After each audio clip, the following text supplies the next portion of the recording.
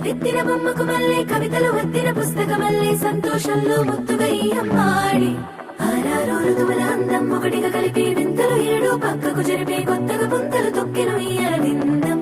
అమ్మమ్మో తాండవమాడే కృష్ణుడి నుండి వేణువ గానం తీయగ పండి రాధకు ప్రాణం ఉప్పొంగే ఆనందం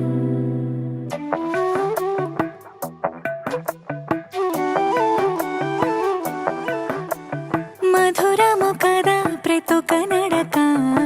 నీతో కలిసేలా తరగని కథ మనదే కనుక మనసు మురిసినిలా ఒసురే